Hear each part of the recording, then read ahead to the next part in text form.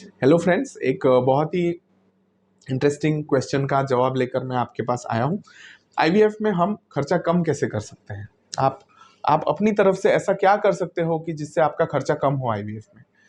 Coming to first point, अगर ladies हैं, अगर आप वजन कम करते हो, अपने जो ड्रिंकिंग स्मोकिंग हैबिट्स हैं अगर उनको आप कम करते हो, तो सक्सेस रेट्स भी बेटर होते हैं और आपके इंजेक्शन का डोज जो होता है वो भी कम हो सकता है। सेकेंडली, अगर आप टाइम से पहले या अगर आप फर्टिलिटी के लिए सोच रहे हो और यंगर एज पे अगर आप ऑप्ट करते हो आईवीएफ, तो भी कम खर्चे में मिनिमल ओवेरियन स्टिमुलेशन आईवीएफ यानी कि एमओएस इक्सी या मिनी आईवीएफ करके भी आपको बच्चा हो सकता है अगर आप यंग एज में आईवीएफ कराते हो तो।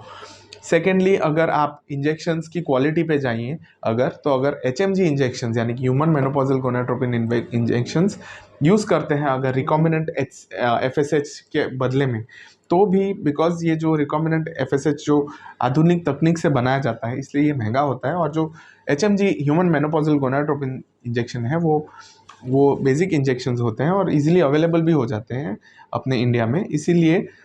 ये जो एचएमजी इंजेक्शंस है वो थोड़े से चीपर हो सकते हैं। अगर आप और पैसे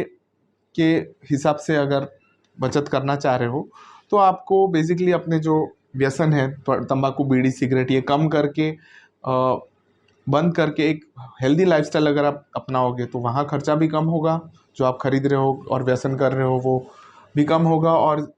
इसमें भी आपका फोकस और एग क्वालिटी और स्पर्म क्वालिटी बेटर होगी। इंजेक्शंस पे आए अगर हम इंजेक्शंस थोड़े कम करें और फेस्ट ट्रांसफ़र मतलब कि उसी साइकिल में अगर हम ट्रांसफ़र करें